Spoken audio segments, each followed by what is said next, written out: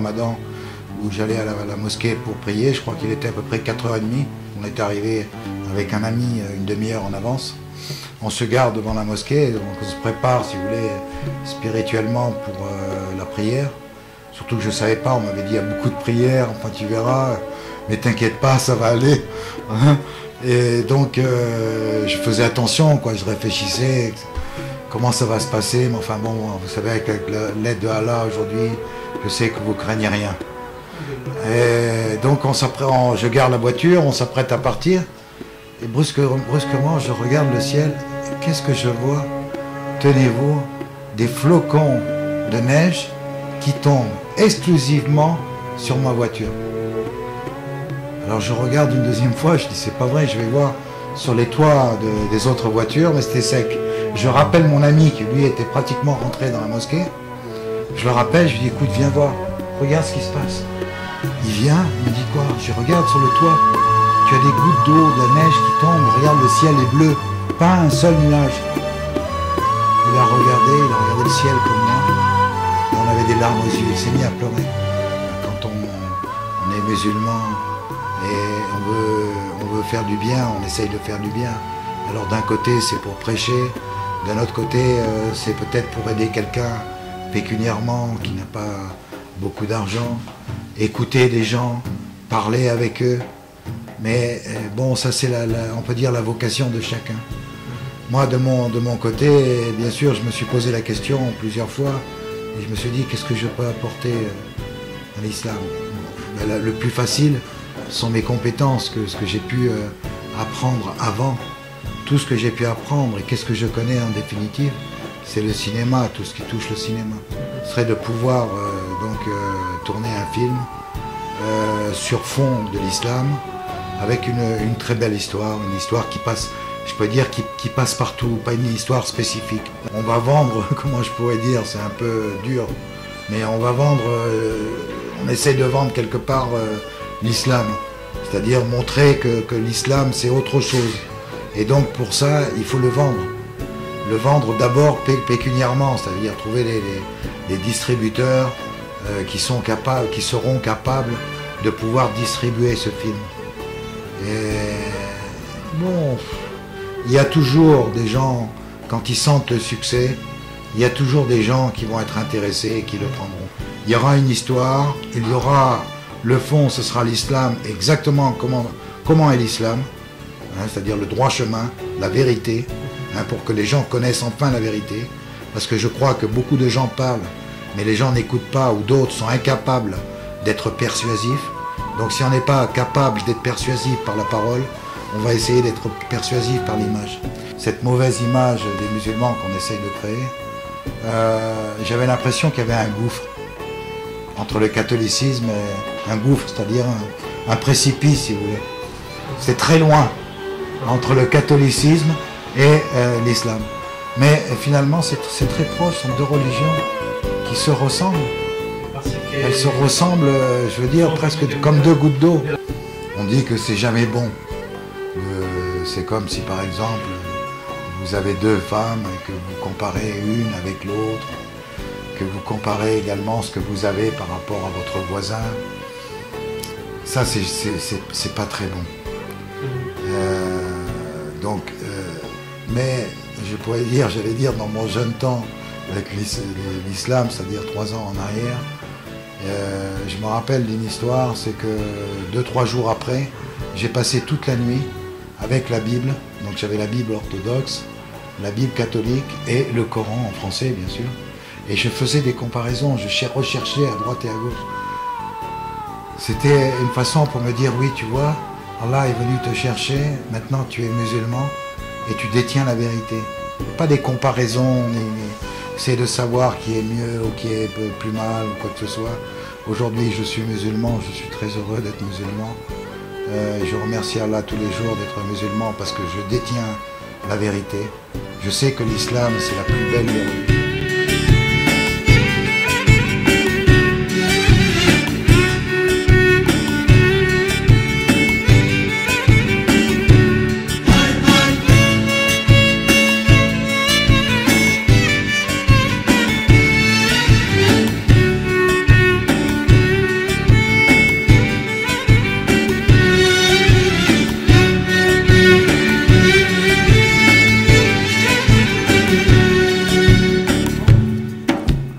Quand on dit que la prière est une obligation, bien sûr, mais quelle obligation merveilleuse. Et comment on se sent bien après avoir prié. J'ai eu, par la grâce d'Allah, la chance de rencontrer des gens très très intéressants, certainement les meilleurs dans la religion. Vous voyez, ici, pas de banditisme, pas de vol. Ce n'est surtout pas l'image de la mauvaise propagande que l'on veut montrer de l'extérieur. Un oasis, sans remous, sans agressivité. L'islam vrai.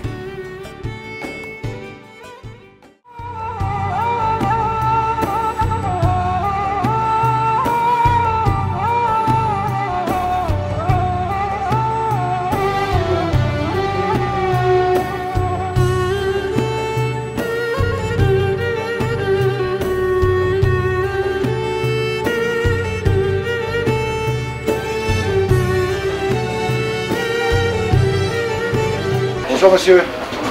Bonjour. Vous parlez français? Ok. Merci, merci. J'ai vu ici votre affiche. Ah oui. Le petit mot que vous avez mis. Vous êtes le seul peintre syrien à exposer au musée national en France. Oh, c'est extraordinaire. Qu'est-ce que vous peignez comme peinture? Comme style arabe. Donc naïf. Naïf. C'est très beau, vraiment. C'est superbe. Ah oui. J'ai participé à 200 expositions. Ah oui. C'est vraiment...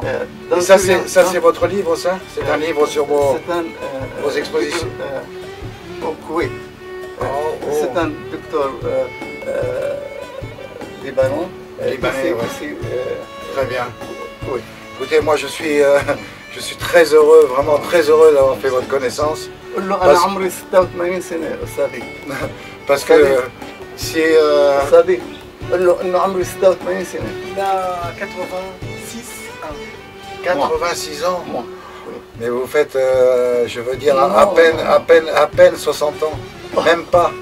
Même pas. Vous voyez comme quoi la peinture, ça conserve. Moi j'aimerais que tous les peintres, si vous voulez, puissent exposer, comme vous l'avez fait, dans le monde entier, pour qu'on puisse connaître la peinture arabe. Parce que c'est tellement rare, on n'en rencontre pas, on n'arrive pas, si vous voulez, personne ne connaît. Alors que là, c'est vraiment merveilleux, vous avez un choix extraordinaire, vous avez un style de peinture qui est égal et peut-être même supérieur à certains Européens. Et moi je suis vraiment, je vous le répète encore, très très content, très heureux d'avoir fait votre connaissance, monsieur. Comment vous vous appelez? Naji Obed. Naji Obed. D'accord, merci monsieur. À très bien, à bientôt. Tenez, je vous rends votre livre. Au revoir, merci monsieur. Merci.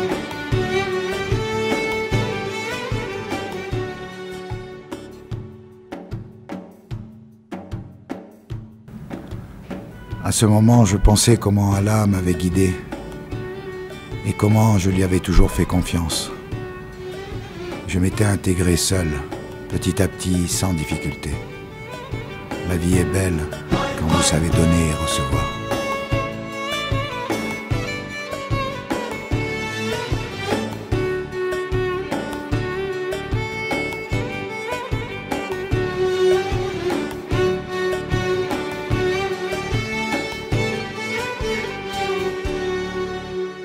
Nous avons le plaisir de recevoir M. Christian Bell, Issa Aboul Houda. Bonjour, je vous remercie. Je suis venu dans cette bibliothèque pour prendre quelques informations au niveau de l'islam, informations complémentaires, car actuellement je suis en train d'écrire un livre et j'espère le transformer en scénario très bientôt. Merci. Monsieur Issa, vous êtes à Damas depuis longtemps? Je suis arrivé à Damas il y a un an aujourd'hui, pratiquement. Figurez-vous, avec 2 valises à l'inconnu. C'était carrément l'inconnu. Il était 11 h du soir.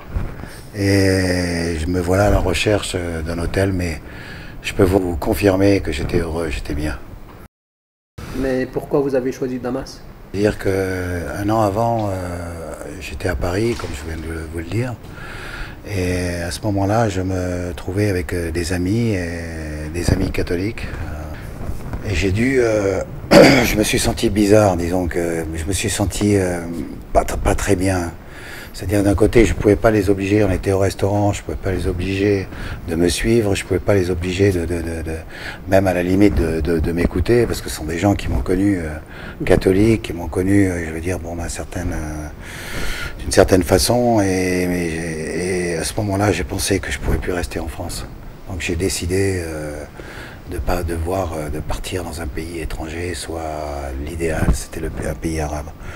Alors le choix s'est fait, je me suis retrouvé à la place de l'Opéra, et là, comme vous savez, il y a toutes les agences de voyage, j'ai vu Arabia, Saudi Airlines, Tunis Air, et puis Syria Airlines, et voilà, j'ai fait mon choix comme ça, je suis rentré, j'ai pris un billet d'avion, et me voilà donc à Damas depuis 1 an, parce que là, j'ai pu vivre véritablement mon islam. Mais comment vous avez rencontré l'islam? Comment vous avez connu l'islam? D'une façon très originale, c'est-à-dire j'étais prêt à me rendre à un rendez-vous, donc je marchais sur le bord, sur le trottoir exactement, donc j'allais dire sur le bord de la route, mais sur le trottoir. J'étais à quelques mètres d'un rendez-vous, et brusquement j'ai senti une chaleur extraordinaire, je ne sais pas, la tête qui tournait. Vous savez, bon, arrivé à la cinquantaine, on peut être sujet à quelques problèmes cardiovasculaires ou autres. Et brusquement, cette idée m'est venue, c'est-à-dire je me suis dit, tiens, j'ai un problème médical, il faut que j'appelle un ami. Et avant que je tombe et que je me sente, que je parte presque inconscient, donc je me suis assis dans un café et là j'ai manipulé mon téléphone. Et je suis tombé sur le seul ami, comme par hasard d'ailleurs, parce que je voyais plus grand chose sur mon téléphone, le seul ami musulman que je connaissais, qui m'a répondu, qui m'a reconnu d'ailleurs, que je n'avais pas fréquenté depuis 1 an et demi. Et je lui ai dit, voilà, est-ce qu'il existe des mosquées à Bucarest, parce que c'était en Roumanie, il y a exactement 3 ans, aujourd'hui, ou presque. Et il me dit, oui, pourquoi? Je lui dis, parce que je voudrais visiter une mosquée. Mais j'étais tellement mal que je lui ai demandé de venir me chercher, donc on est parti en voiture. Pourquoi vous voulez visiter la mosquée? Je ne sais pas, c'était en dehors de moi, c'était complètement, comment je peux vous expliquer, comment je pourrais vous dire, physiquement j'étais moi-même, mais j'étais comme inspiré par quelque chose de très très fort. C'est comme vous sentez que vous allez trouver la tranquillité dans la mosquée, par exemple? J'avais même pas pensé à ça. Effectivement, c'est ce que j'ai trouvé, c'est sûr. Mais j'avais même pas pensé à ça. C'est-à-dire qu'une fois qu'il m'a amené qu'il a eu la gentillesse de m'accompagner dans la mosquée, il était 2h30 de l'après-midi, il a fallu l'ouvrir. Quand je suis rentré dans la mosquée, là, j'ai senti vraiment que c'était ma maison. Et là, comme vous avez très bien dit, c'était une forme de sérénité que j'avais jamais connue avant, jamais.